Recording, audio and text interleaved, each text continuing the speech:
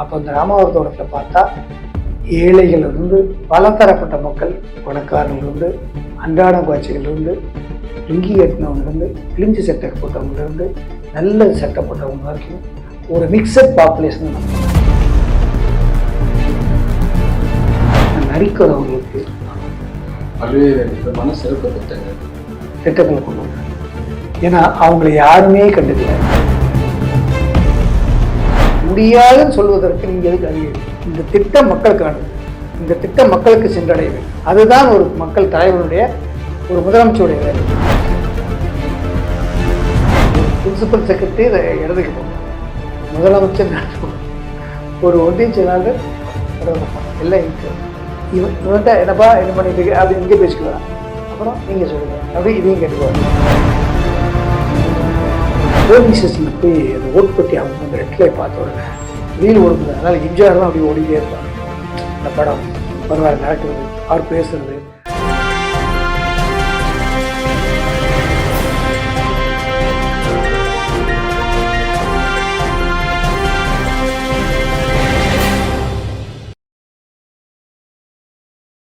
CCN media நேயர்களுக்கு இனிய வணக்கம். எம்ஜிஆர் என்ற ஒரு தாரக மந்திரம், மூன்றெழுத்து அபார சக்தி. அவரை பற்றி பல்வேறு அரிய நிகழ்வுகளை தொடர்ந்து வழங்கி வருகிறார். எம்ஜிஆரின் தீவிர ரசிகரும் மருத்துவ ஆராய்ச்சியில் எப்படி ஈடுபட்டாரோ அதே போல தொடர்ந்து எம்ஜிஆர் பற்றிய ஆராய்ச்சி, அவருடைய பார்வையை தொடர்ந்து தீவிரமாக அந்த பணியை முன்னெடுத்து வரும் அரசியல் விமர்சகரும் மருத்துவருமான ஸ்ரீதரன் அவர்கள். வணக்கம் சார். வணக்கம். மருத்துவ பணி போல வந்து எம்ஜிஆருடைய அவருடைய பணிகளை ஒரு நீண்ட நெடிய ஒரு தொலைநோக்கு பார்க்கக்கூடிய ஒரு ஆய்வு பணியை தொடர்ந்து மேற்கொண்டு வரீங்க. பல்வேறு விதமா அவருடைய வந்து திரைப்பயணமா இருக்கட்டும், அரசியல் பயணமா இருக்கட்டும், இதுல வந்து பேசப்படாத விஷயம், அரிய விஷயத்த வந்து தொடர்ந்து பேசிட்டு வரீங்க. எம்ஜிஆர் ரசிகர் மட்டும் இல்லை, எம்ஜிஆருடைய அபிமானிகள், கட்சி சார்பற்றவர்கள் நிறைய பேர் வந்து உற்சாகமடைந்து வருவதாக ஒரு புள்ளி விவரமும் உங்களுக்கு தெரிவிக்கிறது. எம்ஜிஆருடைய அமைச்சரவை அது எப்படி சார் இருந்தது? அதாவது மக்களுக்கு தெரியக்கூடிய ஒரு கேள்வி. ஒரு அமைச்சரவை அப்படின்னா இரண்டு விஷயங்கள், இரண்டு இலக்கு. என்னென்ன இலக்கு சார்? இரண்டு விங்குன்னு சொல்லுவாங்க, ரெண்டு இறக்கை என்று சொல்வார்கள். அப்படின்னா ஒன்று அதிகாரிகள், இன்னொன்று கட்சிக்காரர்கள் அல்லது ஆட்சியாளர்கள். தலைமை வந்து முதலமைச்சர், தலைவர். இந்த அதிகாரிகளுக்கும் தலைவர் முதலமைச்சர் தான், கட்சிக்காரர்களுக்கும் தலைவர் முதலமைச்சர் தான். இப்படி இருக்கும்போது இதை எப்படி பார்க்கணும் பார்த்துட்டு இருந்தாங்க அப்படிங்கும்போது, அப்போ நான் வந்து அன்றைய இளைஞன், எம்ஜிஆர் முதலமைச்சராக இருக்கும்போது இன்னைக்கு விஜய்க்கு எப்படி ஒரு கூட்டம் இருந்துச்சோ இளைஞர் கூட்டம், அந்த மாதிரி கூட்டத்தில் நானும் ஒருவன். மருத்துவ படிப்பு படித்த ஒரு மருத்துவ மாணவன். நான் கணிக்கிறதை விட அன்றைய முதியோர்கள், நடுத்தர வர்க்கத்தினர் கணித்து சொல்வதை என் காதால் கேட்பேன். அது எப்படி ஒரு மனிதன் எவ்வளவு சிறப்புமிக்க ஒரு தலைவராக இருக்க முடியும் அப்படின்னு எனக்கு அந்த மருத்துவத்தில் படிக்கிறதுனால ஒவ்வொன்றும் இந்த மெடிக்கல் சப்ஜெக்ட் வந்து ஒன்லி கிரீக் லாங்குவேஜ் தான், கிரீக்கில் தான் அது மொழிபெயர்க்கப்பட்டது. ஆனால் அந்த மொழியெல்லாம் பேசும்போது வாத்தியார்கள் சொல்லி கொடுக்கும்போது அந்த அந்த ப்ரோபிங் இங்கிலீஷில் சொல்லுவாங்க, அதாவது தோண்டி துருவி படிக்கணும் அப்படிங்கிற மாதிரி அந்த தோண்டி துருவி அந்த நாலேஜ் எம்ஜிஆரை பற்றி சொல்லும்போது எனக்கு தோண்டி துருவி அதை பற்றி அறிஞ்சிக்கணும் அப்படின்னு தேடுதல். அந்த தேடுதல் இன்றைய வரைக்கும் இருக்கு, இந்த நிமிடம் வரைக்கும் இருக்கிறது. அப்படி இருக்கின்ற பொழுது இல்ல மருத்துவ பணி பரபரப்பான பணிகளை பத்தி எப்படி மேற்கொண்டிருக்கீங்க? அதாவது எப்படின்னா, நம்ம எப்பவுமே நம்ம செல்ஸ் வந்து எப்படி ஆக்டிவா இருக்கும், நம்முடைய ஒவ்வொரு திசுக்களும், ஒவ்வொரு அணுக்களும், நம்முடைய இதயமே எப்படி பரபரப்பா ஓய்வு இல்லாமல் என்கேஜா இருக்குதோ அது மாதிரி நம்ம இருக்கணும். அப்போ நமக்கு வந்து எவ்வளவு பெரிய சோதனைகள் வந்தாலும் அந்த கவலை என்பது மறந்துவிடும். அப்போ நம்ம வந்து என்றும் இளமையா இருக்கும், ஆக்டிவா இருக்கும் அப்படிங்கிற ஒரு உணர்வு ஏற்படும். புத்துணர்ச்சின்னு சொல்றாங்க இல்லையா, நான் ஒரு டீ சாப்பிட்டேன்னா இப்போதான் ஒரு புத்துணர்ச்சி நமக்கு வருது அப்படின்னு சொல்றாங்க இல்லையா? ஆனா அதுக்கு எதுக்கு சம்மந்தம் இல்லை. அதுக்கு சம்பந்தம் இல்லை. எல்லாத்தையும் அனுப்பி வச்சுட்டா நம்ம தேவைக்கு என்ன செய்யறது? நமது தேவையே பிறருடைய நன்மைதான். மக்களுக்காக நாம் வாழ்வை அர்ப்பணித்துக் கொண்டவர்கள். நமக்கு என்று சேர்த்து வைக்கும் ஆசை வளர்த்துக் கொண்டால் பிறருக்காக நாம் எதையுமே சாதிக்க முடியாது. அன்றைய காலகட்டத்தில் 3 அதிகாரிகளை சொல்லலாம். எப்படி சார் எப்படி வகைப்படுது? எப்படி 3-4 வரை. ஒன்று, அப்போது முதலமைச்சரின் செயலாளர் இருந்தவர் பிச்சாண்டி, அவர் ஒருத்தர். அப்புறம் மதுரையில் கமிஷனராக இருந்து கோயம்புத்தூருக்கு கலெக்டராக வந்த அவர் மலைச்சாமி ஐஏஎஸ், என்னுடைய பார்வை. அப்புறம் மோகன்தாஸ் டிஜிபி, ஐஜி இன்டெலிஜென்ஸாக வந்தார். அடுத்து வால்டர் தேவாரம் சூப்பர்டா போலீஸாக இருந்தார். அப்புறம் படிப்படிய மேலே வந்தார். லேடின்னு குறிப்பிட்டு சொல்ல வரையா இருந்தால் திலகவதி ஐபிஎஸ். இவங்கெல்லாம் எம்ஜிஆரோட அதிகம் பழகினாங்கன்னா இவங்க இவ்வளோ நான் கேட்டிருக்கேன். கான்ஸ்டபிள், லேடி கான்ஸ்டபிள் எம்ஜிஆர் ஆட்சியில் தொடங்குறாங்க.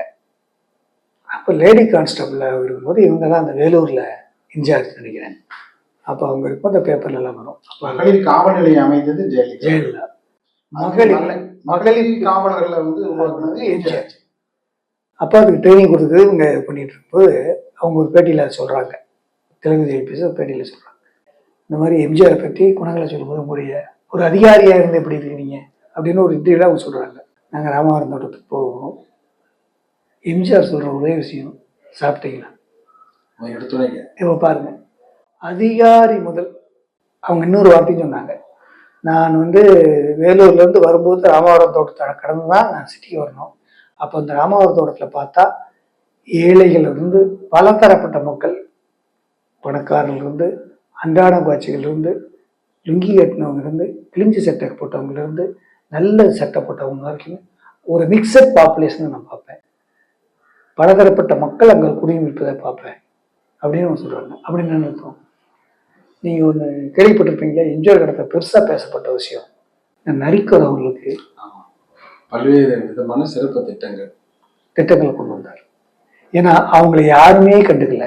அவங்கள கூட கனிவாக கவனித்து ராமாவரம் தோட்டத்துக்கு வர சொல்லி அவங்கள தட்டி கொடுத்து அவங்கள உபசரித்து அவங்கள பணம் கொடுத்து அனுப்பிய பெருசாக ஒரு இதாக இருந்தது.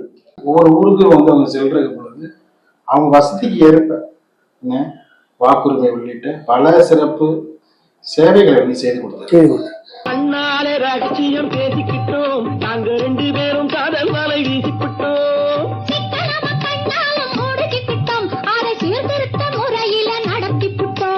பெற்றாலும் 1-2 பெத்து போடுவோம், அதுக்கு ஒத்துமையா 2 பேரும் பாடுபடுவோம்.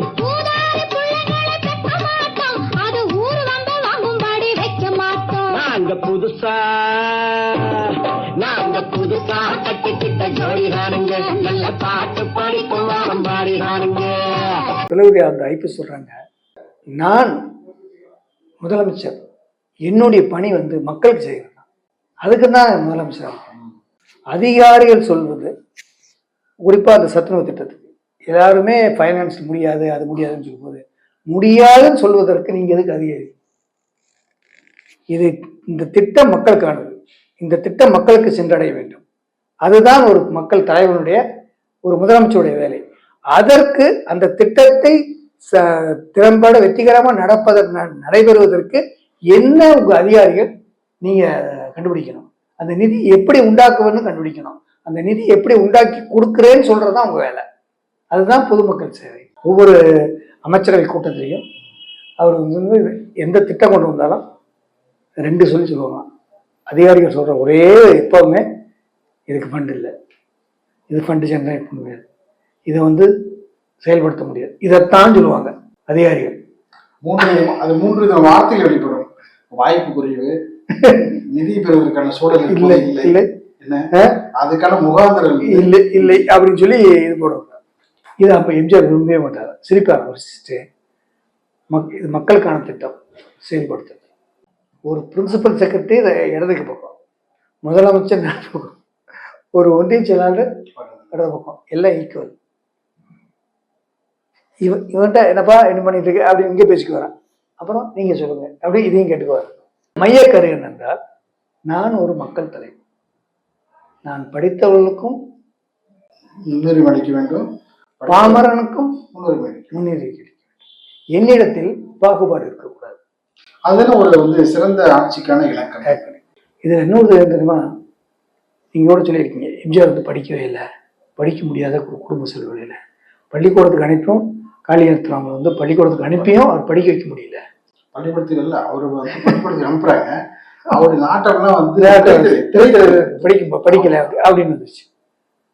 இப்போ எம்ஜிஆர் வந்து ஒரு படிக்காதவர் தானே, அதிகாரிகள்கிட்ட பேசும்போது இங்கிலீஷில் தான் பேசுவார்.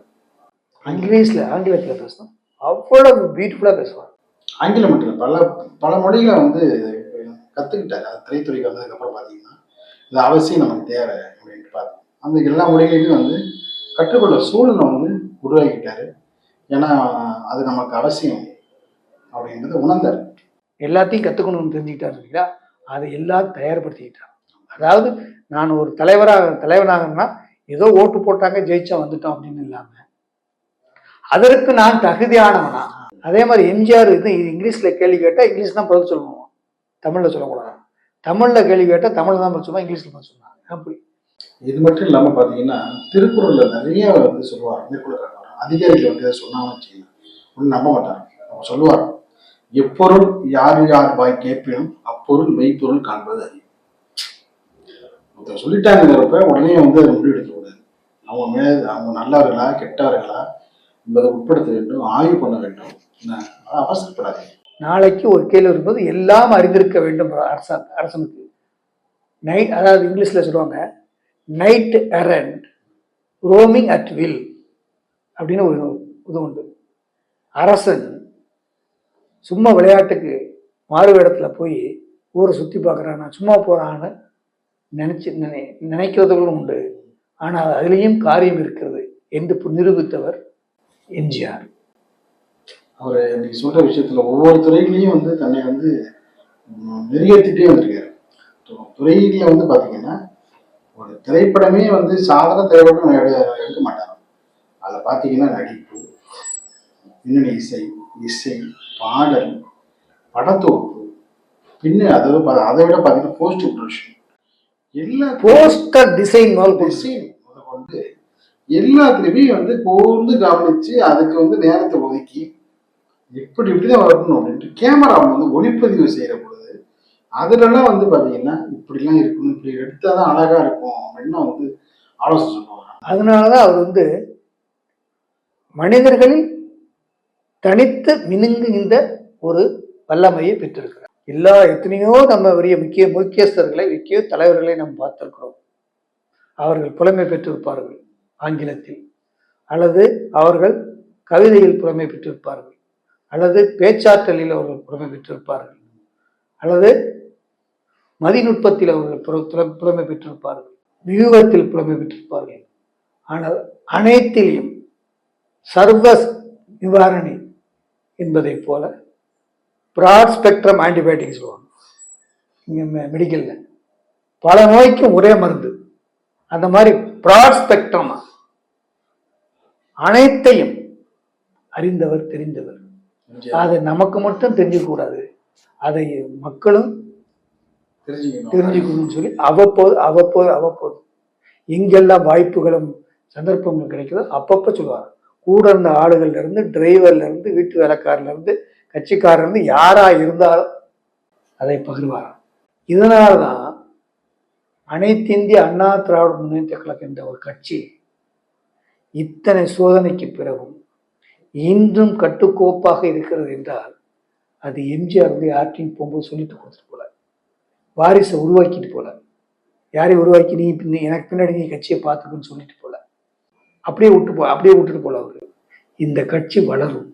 அதனாலதான் இவ்வளவு பிரச்சனைகள் கிடையிலையும் அதிமுக என்ற ஒரு கட்சி அது இருக்குது. அதுக்கு இந்த ஓட்டு போடுற லேடிஸ் எல்லாம் சொல்லுவாங்க, நான் ஓட்டு போடும்போது கேட்டிருக்கேன், அந்த போலிங் ஸ்டேஷனில் போய் அந்த ஓட்டு பட்டி அவங்க அந்த ரெட்டிலை பார்த்த உடனே அப்படியே அவங்களுக்கு இந்த ரீல் ஓடும்ல, அதனால எம்ஜிஆர் தான் அப்படியே ஓடிட்டே இருப்பார். அந்த படம் வருவார் நடக்கிறது, அவர் பேசுறது, அவர் சிரிக்க, அது மக்கள்கிட்ட பேசுறது, பொதுக்கூட்டத்தில் பேசுறது, சட்டசபையில் பேசுறது, நடிக்கிறது, அந்த போஸ்டர், அவர் வசனம் பேசுறது எல்லாமே கட கட கட கட கடன்னு வந்துச்சு. அப்படியே ரீப்ளே மன ஓட்டத்தில் அப்படியே ஒரு ரீல் மாதிரி ஓடுவான். ஆட்டோமேட்டிக்கா அந்த கை கையை தான். நீங்க கேளுங்க நியாயத்தை. தேர்தல் வருதுங்களா? ஓட்டு யாருக்கிட்டே போடுறதுன்னு கேட்டேன். நான் சொன்னையா நல்லவங்களா பார்த்து ஓட்டு போடுங்கன்னு சொன்னேன். அதுக்கு இது சொன்னது பணம் யார் நிறைய கொடுப்பாங்களோ அவங்களுக்கு தான் ஓட்டு போடணும். முன்னாடி தப்பு அதுல. உன் மேல தப்பு இல்லையா? பணம் குடுக்குறாங்களே அவங்க மேலதான் தப்பு. பணமா பசி தீக்குமே. அப்படியா? ஆமா, எலெக்ஷன் எத்தனை வருஷத்துக்கு ஒரு தடவை வருது? 3 வருஷத்துக்கு ஒரு தடவையும் வருது, 5 வருஷத்துக்கு ஒரு தடவையும் வருது. பசி எத்தனை வேலை வருது? ஒரு நாளைக்கு 3 வேளை வருது. 3 வேலை வருதா? ஆமா, இந்த ஓட்டுக்கு எவ்வளவு பணம் கொடுப்பாங்க? 5 கொடுப்பாங்க, 10 கூட கொடுப்பாங்க. 10 ரூபாய் கொடுக்காங்க வச்சுக்க, எத்தனை வேலை சாப்பாட்டுக்கு அது உதவும்? ஒரு நாள் 2 நாளைக்கு ஆகுங்க. அப்புறம் வருஷம் பூரா என்ன பண்ண போறேன்? பசியை தீக்கிறவங்களுக்காக 10 ஓட்டு போடுங்க. யாருக்கு இங்க ஓட்டு போடுறது? சமயம் வரும்போது ஐயாவே சொல்லி கொடுப்பாரு. இப்ப விடுங்க. எல்லாம் சொன்னீங்க ஐயா. அந்த காலகட்டத்தில் சோசியோ கல்ச்சரல் டிரான்ஸ்ஃபர்மேஷன், அதாவது சமுதாய கலாச்சார உருமாற்றம் நடந்து கொண்டிருந்த ஆரம்ப காலகட்டத்தில் அவர் அரசியலுக்கு வந்தார். ஸோ சமுதாயமும் கலாச்சாரமும் எல்லளவும் சிராய்ப்பு ஏற்படக்கூடாது என்று அந்த சமுதாயத்தையும் இந்த கலாச்சாரத்தையும் சேதாரம் இல்லாமல் அரசியல் செய்தார். ஆனால் என்ன செய்தார்? இது சமூக பொருளாதாரத்தை நோக்கி செல்ல வேண்டும் என்று அன்றே அவர் தொலைநோக்கு பார்வையில் கணித்தார். அதை ஆங்கிலத்தில் சொல்லுவார், சோசியோ கல்ச்சரல் டிரான்ஸ்ஃபர்மேஷன் இன்டு ஏ சோசியோ எக்கனாமிக் டிரான்ஸ்ஃபர்மேஷன் ஆக வேண்டும். இப்படி வச்சுக்கலாம். சமுதாய பொருளாதார சீர்திருத்தமாக மாற வேண்டும் என்று யோசித்தார்.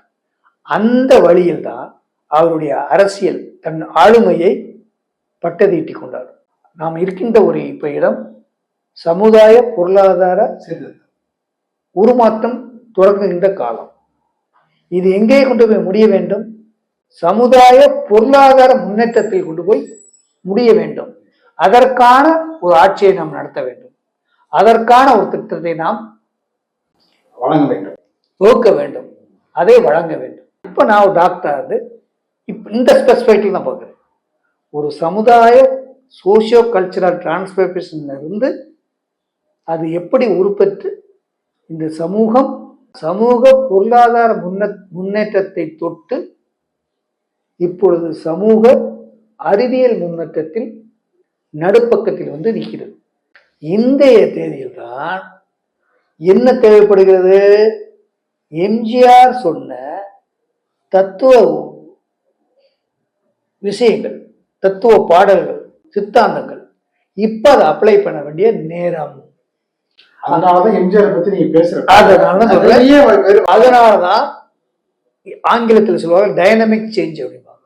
அதாவது இயற்கையாகவே, அதாவது ஒரு காற்று அடித்தால் ஒரு குப்பை இருக்குன்னா குப்பை இங்கதான் கிடைக்குதே அப்படின்னு நம்ம பார்த்துட்டே போவோம். ஆனால் காற்று அடிக்கும், குப்பையை அது மெதுவாக தள்ளிக்கொண்டு ஒரு ஓரமாய் கொண்டு போய் சேர்க்கும். இதுதான் டைனமிக் சேஞ்ச். இந்த டைனமிக் சேஞ்சை கொண்டு போகும் என்று அவர் நினைத்தார். அதற்கான திட்டங்களை சொன்னார். அதற்கான கருத்துக்களை அவர் மக்களிடத்திலே பரப்பினார். அந்த கருத்து இன்றைய காலகட்டத்தில் இந்த சமுதாய பொருளாதாரத்திலிருந்து சமுதாய அறிவியல் மாற்றத்திற்கான நடு வழியில் நிற்கிறோம். நாம் இப்போ அது தேவைப்படுகிறது. அதனாலதான் எல்லா கட்சிகளும் எம்ஜிஆர் தூக்கி பிடிக்கிறாங்க. கட்சிகள் மட்டும் இல்லை, நிறைய வந்து எல்லா தளங்களிலையும் எம்ஜிஆர் பத்தி பேசுறாங்க. எப்படின்னா இப்போ அதுதான் கர்நாடகாவில் உலகம் சுற்றுவாளின் படம் இப்படி ஓடுறது காரணம் இந்த பெர்ஸ்பெக்டிவ்க்கு வந்துட்டாங்க. அந்த தத்துவத்தை எது சொன்ன, இதை முக்கியமா சொன்னாரு. அந்த சொன்னது அது எதை சொன்னாரு? ஏன் என்ற கேள்வி இங்கு கேட்காமல் வார்த்தை இல்லை.